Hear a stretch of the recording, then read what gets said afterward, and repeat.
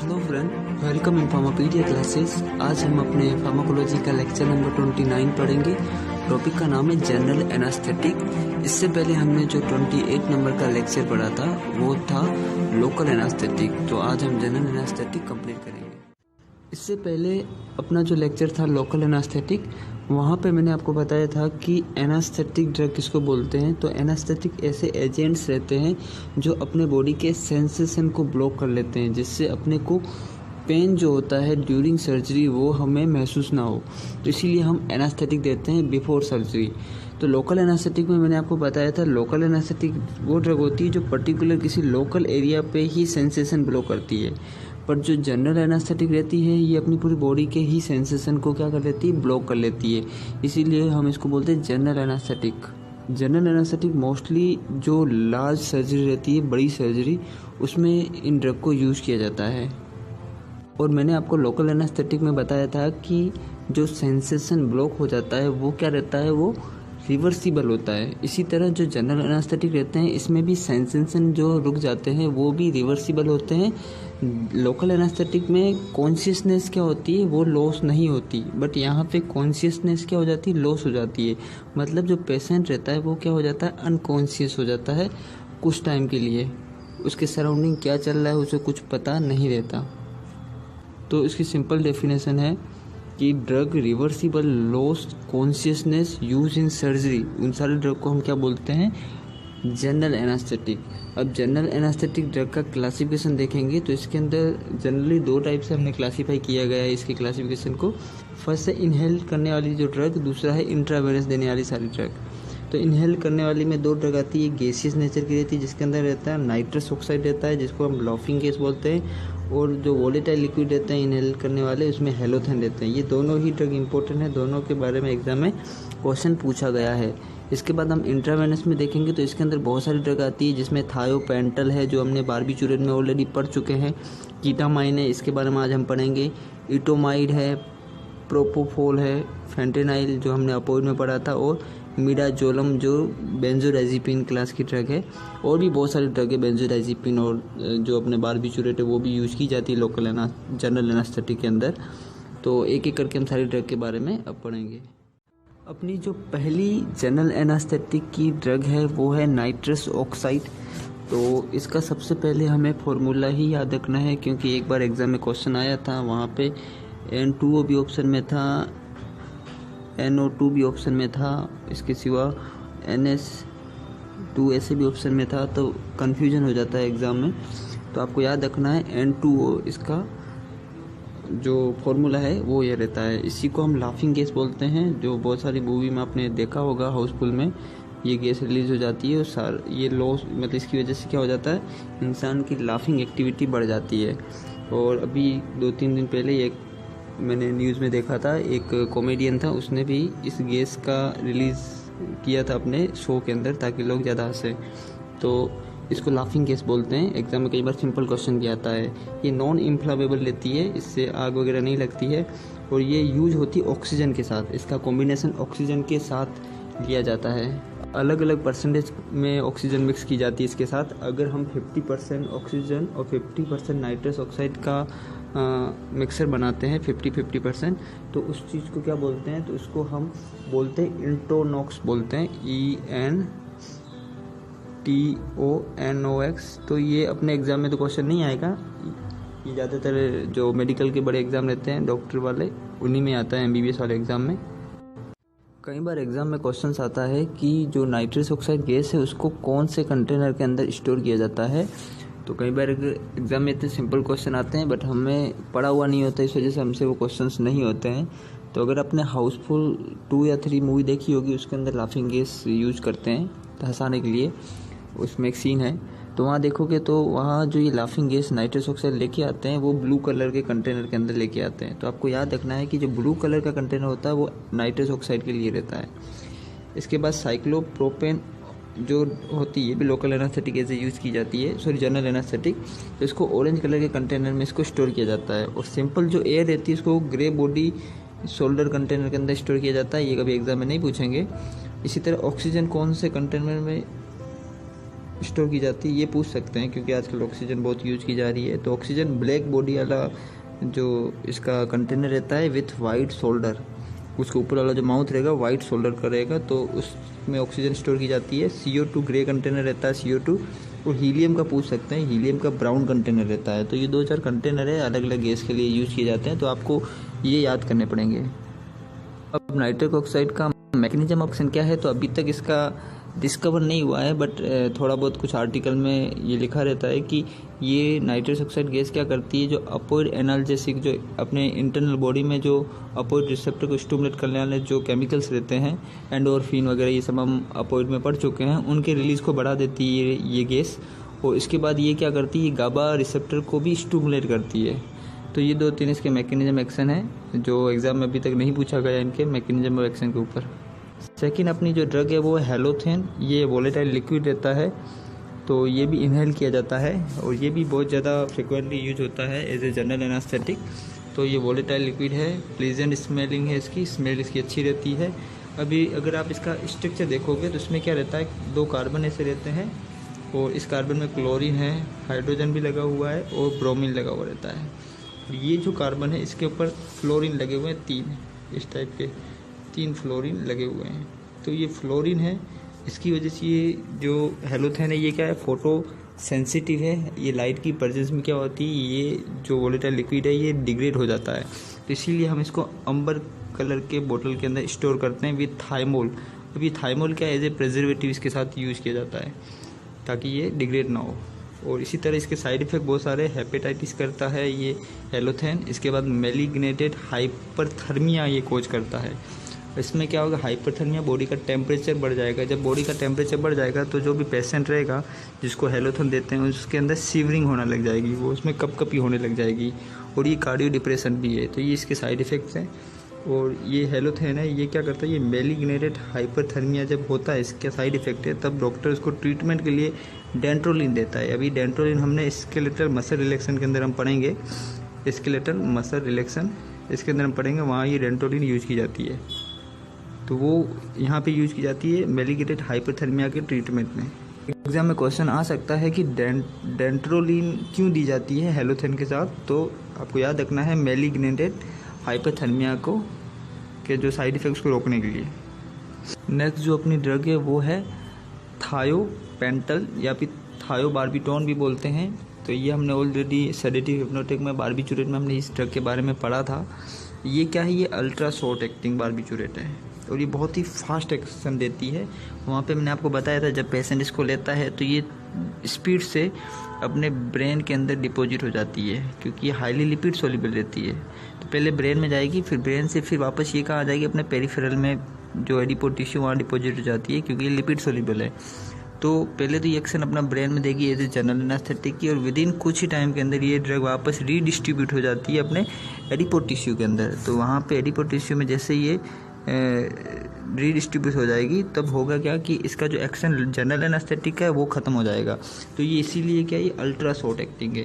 तो एग्जाम में क्वेश्चन आता है कि जो थायोपेंटल दी जाती है जनरल एनास्थेटिक, तो इसका एक्शन जल्दी टर्मिनेट हो जाता है, वो किसकी वजह से होता है, तो ये रीडिस्ट्रीब्यूशन की वजह से। मतलब पहले डिस्ट्रीब्यूट ब्रेन के अंदर हो गई ये ड्रग, वापस ये रीडिस्ट्रीब्यूट हो गई अपने एडिपो टिश्यू के अंदर। तो यही आपको याद रखना है। इसके बाद ये पेरिफेरल वैसोडाइलेशन कोज करता है। जब इसको लेते हैं तो आप बोल सकते हो कि जो अस्थमा के जो पेशेंट रहते हैं, अगर उनके अंदर जो सर्जरी हो रही है तो हम वो थायोपेंटल दे सकते हैं, क्योंकि ये वैसो डायलेटर है। तो ये तो ब्लड वेसल को डायलेट करता है, बट इसके साथ अपना ब्रोंको डायलेटर भी इसका एक्शन रहता है, और ये कार्डियो सप्रेसेंट भी ये रहती है, इसका साइड इफेक्ट है। और इसके बाद ये एक्शन कैसे देता है, तो आपको पता है बार्बिचुरेट जितने भी रहते हैं वो क्या करते हैं, गाबा को पोटेंशिएट करते हैं। तो ये जो गाबा पेंटामेरिक क्लोराइड चैनल रिसेप्टर है उसको ये स्टिमुलेट करेगा, जिससे क्या होगा, क्लोराइड अंदर जाएगा। और इसी तरह ये गाबा को भी फैसिलिटेट करता है, जिससे क्या होगा, अपना जितनी भी बॉडी की एक्टिविटी वो डिप्रेस हो जाएगी, क्योंकि गाबा इनहिबिटरी न्यूरोट्रांसमीटर है और इसके रिलीज को ये ड्रग बढ़ाएगी। तो अल्टीमेटली क्या होगा, अपना बॉडी पूरा रिलैक्स हो जाएगा। मैकेनिज्म एक्शन तो सिंपल है, जो ऑलरेडी हमने बार्बिचुरेट में पढ़ चुके हैं। नेक्स्ट जो अपनी ड्रग है वो है कीटामाइन, और ये जनरल एनास्थेटिक एज यूज़ की जाती है, और इसके बारे में एग्जाम में बहुत बार क्वेश्चन आया है। तो पहला तो ये है कि ये फेनसाइक्लिडिन डेरिवेटिव है, तो ये एग्जाम में पूछे ना पूछे कोई इंपॉर्टेंट नहीं है। बट इसको हम डिसोशिएटिव एनास्थेटिक बोलते हैं, ये बहुत इंपॉर्टेंट है। अभी डिसोशिएटिव एनास्थेटिक इसको बोलते हैं, इसको थोड़ा हम समझते हैं। तो होता क्या है कि जब हम जनरल एनास्थेटिक देते हैं तो मोस्ट ऑफ द पेशेंट क्या हो जाता है, अनकॉन्शियस रह जाता है, उसको पता ही नहीं चलता कि उसके सराउंडिंग कौन जा रहा है, कौन आ रहा है, डॉक्टर क्या कर रहे हैं उसके साथ, उसको कुछ भी पता नहीं चलता, वो क्या अनकॉन्शियस है। बट जो डिसोशिएटिव एनास्थेटिक मतलब कीटामाइन जब देते हैं तो उस केस में क्या रहता है, पेशेंट हल्का सा कॉन्शियस रहता है, उसको बॉडी में पेन हो रहा है वो उसको नहीं पता है, कोई उसके अंदर सर्जरी कर रहा है उसको ये नहीं मालूम है, पर उसको इतना ज़रूर है कि कुछ डॉक्टर है मेरे सराउंडिंग खड़े हैं, वो कुछ कर रहे हैं मेरे साथ, तो वो क्या करेगा, थोड़ा अनकॉन्शियस है वो, मतलब थोड़ा कॉन्शियस भी है वो, तो वो कुछ भी बकना चालू कर लेगा, डॉक्टर को गालियाँ देना चालू कर लेगा, लड़ाई करना, मतलब हाथ पैर को तो नहीं हिला सकेगा पर माउथ से कुछ भी गाली वगैरह देता रहता है, तो उसको बोलते हैं डिसोशिएटिव एनास्थेटिक। जैसे कोई घर का कोई इंसान उसके आगे आ गया जिससे वो उसकी बनती नहीं थी, तो वो उसको देखते ही गालियाँ देना चालू कर लेगा, तो इसको बोलते हैं डिसोशिएटिव एनास्थेटिक, मतलब पूरा अनकॉन्शियस नहीं हुआ है, थोड़ा बहुत वो कॉन्शियस भी है। इसके बाद ये कीटामाइन क्या करते हैं, अपने बॉडी के सारे प्रेशर को इंक्रीज़ करती है, तो जो ब्लड प्रेशर जिनका ज़्यादा रहता है उनको हम कीटामाइन नहीं दे सकते क्योंकि उनके अंदर ये ब्लड प्रेशर बढ़ा देगी। इसके बाद ये ब्रोंकोडायलेटर भी है, तो हम अस्थमा वाले पेशेंट को ये दे सकते हैं। अब इसका मैकेनिज्म ऑफ एक्शन देखेंगे तो ये एग्जाम में पूछा गया है, तो ये है कि ये NMDA जो रिसेप्टर है उसको ये क्या करता है, ये स्टिमुलेट कर लेता है। तो ये NMDA रिसेप्टर है, इसमें क्या ketamine interact with the N methyl D aspartate, तो ये एन मिथाइल डी एस्पार्टेट को ही हम NMDA रिसेप्टर बोलते हैं। सॉरी, शायद मैंने यहाँ पे थोड़ा गलत बोल दिया कि ये NMDA रिसेप्टर को स्टिमुलेट नहीं करता, ये NMDA रिसेप्टर को क्या करता है, ये ब्लॉक करता है। तो आपको ये याद रखना है, NMDA रिसेप्टर स्टिमुलेट होगा तो क्या इंसान एक्साइटमेंट उसमें बढ़ जाएगा, पर जब हम इस रिसेप्टर को ब्लॉक करेंगे तो उसमें अंदर एक्साइटमेंट वो क्या हो जाएगा, कम हो जाएगा। तो ये NMDA रिसेप्टर को ये ड्रग ब्लॉक करती है, तो ये आप इसका मैकेनिज्म एक्शन है जो आपको याद रखना है। तो अभी तक हमने नाइट्रस ऑक्साइड गैस है जिसके बारे में पढ़ा, फिर हमने हेलोथेन के बारे में पढ़ा, थायोपेंटल के बारे में मैंने आपको बताया, कीटामाइन के बारे में बताया, और अब हम देखेंगे प्रोपोफोल। अभी जो चौथी ड्रग है प्रोपोफोल, तो ये जो प्रोपोफोल है ये क्या है, मिल्की पाउडर इसका यूज़ किया जाता है, मिल्की पाउडर सॉल्यूशन इसका यूज़ किया जाता है, तो इसका इमल्सन यूज़ किया जाता है। तो पूछना है कौन सा general anaesthetic as emulsion form में यूज़ किया जाता है, तो वो प्रोपोफोल है। तो ये आपको बेसिक इसके बारे में याद रखना है, ज़्यादातर इसके बारे में क्वेश्चन नहीं आता। नेक्स्ट जो अपनी ड्रग है वो है फेंटेनाइल। अब ये जो ड्रग है फेंटेनाइल, ये मैंने आपको अपोइड में बताया था, तो ये अपोइड में हमने फेंटेनाइल के बारे में पढ़ा था, वहाँ पे हमने नॉन अपोइड डेरिवेटिव्स देखा था, उसमें अंदर फेंटेनाइल था। तो ये क्या है, ये मॉर्फिन के कंपेयर में 100 टाइम ज़्यादा अपोइड रिसेप्टर को स्टिमुलेट करती है। मैंने आपको बताया था कप्पा, गामा, डेल्टा ये रिसेप्टर है अपोइड के, तो ये फेंटेनाइल उन सबको क्या करती है, स्टिमुलेट करती है। मैंने आपको बताया था हीरोइन है जिसको हम डाइएसिटाइल मॉर्फिन बोलते हैं, वो 2 से 3 टाइम ज़्यादा स्टिमुलेट करती है अपोइड रिसेप्टर को, बट ये जो फेंटेनाइल है ये हीरोइन से भी बहुत ज़्यादा पोटेंसी वाली ड्रग है, जो मॉर्फिन से तो ऑलमोस्ट 100 टाइम ज़्यादा स्टिमुलेट करती है। तो इसके बारे में ज़्यादा आपको पढ़ना है तो आप मेरा अपोइड वाला रिसेप्टर वाला जो लेक्चर है उसको ज़रूर देखें। इसके बाद नेक्स्ट जो ड्रग है वो है मीडाजोलम। ये जो मीडाजोलम ड्रग है, ये मीडाजोलम हमने बेंजोडाइजिपिन क्लास के अंदर इमिडाजोल डेरिवेटिव वाली जो बेंजोडाइजिपिन थी वहाँ पे मैंने आपको बताया था। वैसे तो डाइजिपाम भी हम as a general anaesthetic use कर सकते हैं, बट हम ज़्यादातर मीडाजोलम लेते हैं। तो आपको याद रहना चाहिए कि मीडाजोलम कौन सी है, ये बेंजोडाइजिपिन क्लास की ड्रग है। तो सिंपल सी बात, ये गाबा का जो रिसेप्टर है उसी को क्या करेगी, ये स्टिमुलेट करेगी, और जिससे क्या होगा, गाबा का रिलीज बढ़ जाएगा। तो यही इसका मैकेनिज्म ऑफ एक्शन है। तो और भी कुछ ड्रग है ये जनरल एनास्थेटिक के अंदर, जैसे कि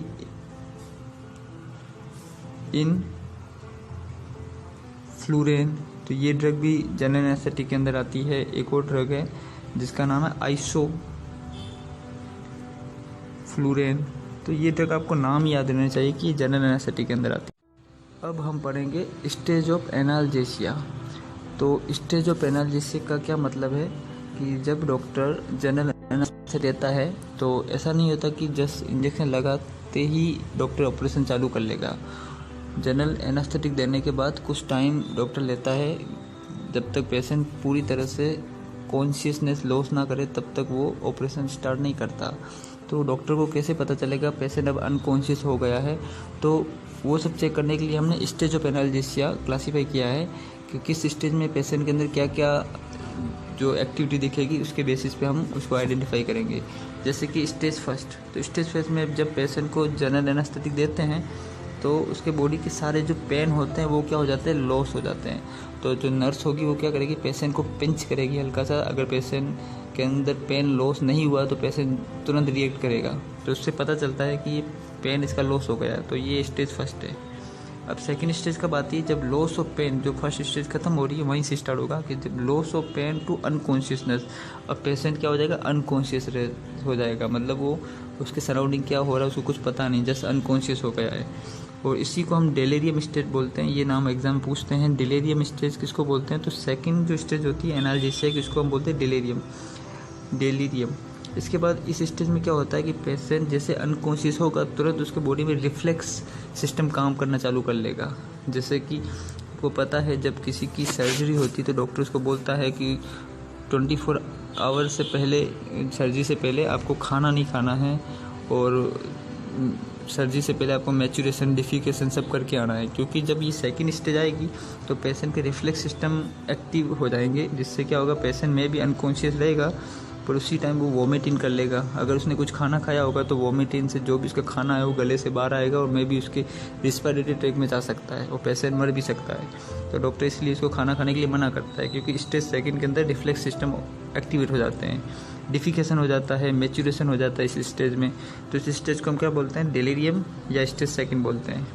फिर आती है स्टेज थर्ड, इसको बोलते हैं स्टेज ऑफ सर्जिकल एनाल्जेसिया।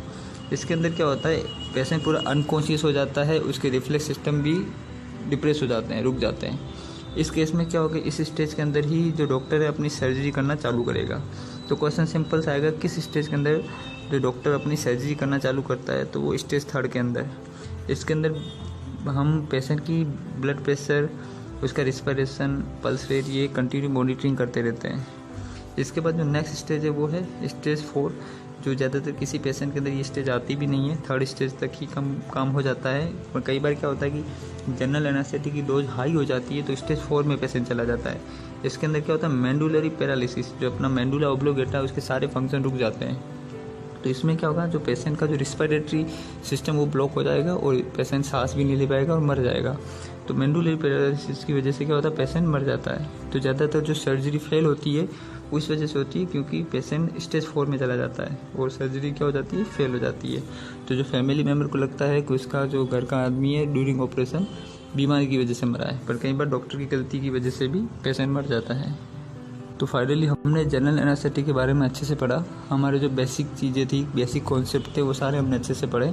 तो आपको इतना ही याद रखना है। अगर आपको कोई डाउट है तो आप मेरे कमेंट बॉक्स में आप कमेंट कर सकते हो और मैं आपके डाउट ज़रूर क्लियर करूँगा। थैंक यू सो मच मेरे वीडियो को देखने के लिए। Thank you.